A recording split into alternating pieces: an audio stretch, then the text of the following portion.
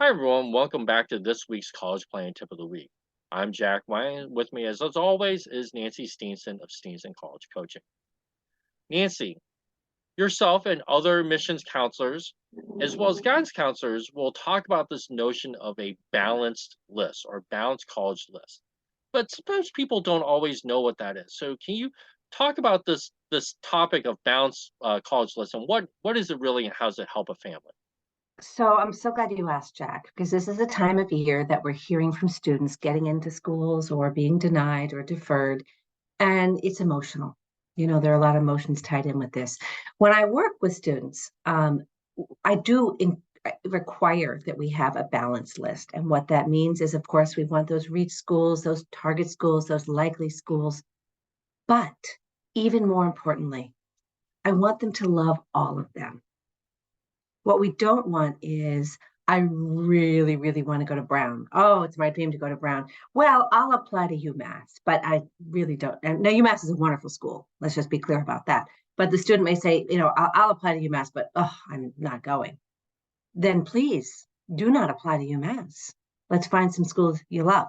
So a balanced list means balanced in the sense that you want some reaches and some likelies, but it also needs to be a list full of schools that you really want to attend. It's really dangerous to fall in love with only one school. As we've discussed in prior episodes, universities have all kinds of institutional priorities that we cannot predict. Jack, you could be the perfect fit for XYZ college in terms of your GPA, your extracurriculars, you've written a great essay, but you don't get in, and we don't know why. And that's why we don't just apply to one college. We apply to a number of schools because we can't predict these things. In my agreement that I ask all my parents and students to sign, I have a statement that they agree to, which is aim to fall in love with many colleges, not just one college. And it's in there for a reason. If you fall in love with only one college and you don't get in, it can be devastating. And remember, not every college really checks every box ever. So when years ago, when I had a growing family, we decided to sell the house, our first house that we bought, and move to something with a little bit more space. And we looked and looked for the perfect house, the perfect neighborhood in the perfect town with just the right yard. And I wanted, something with some age and an older home. It had to have this, it had to have that. Guess what? It's a unicorn, right? Doesn't exist. We ended up finding a beautiful home that we loved in absolutely every regard, but it didn't have a screen porch.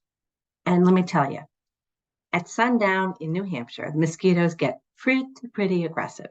We had a screen porch in our first home, and that was a concession we had to make. We bought the house, didn't have a screen porch.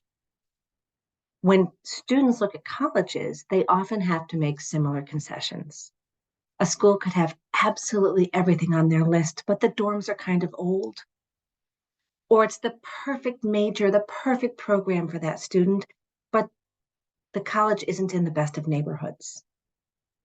There are a lot of great colleges that are not in the best of neighborhoods, right? The student could want really strong sports culture, a football or hockey team they can go out every weekend and cheer on. And the school could offer that and more, but the food isn't so good. Well, the food isn't so good at a lot of schools. So it's important to remember that while all of these things are important, you're probably not going to check every box for every school. There are concessions to be made. And each school is sort of a market basket of good and bad, pros and cons. And you want more pros than cons. But there is not one school that you should fall in love with. It probably won't be perfect anyway, because no school is perfect in every regard.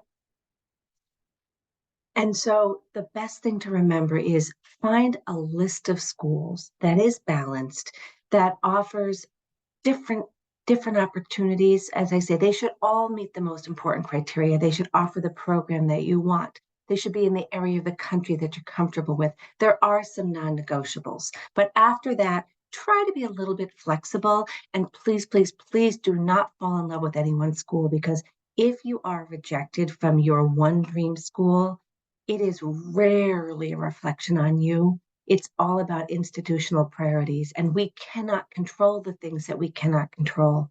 So fall in love with several schools. That's my advice.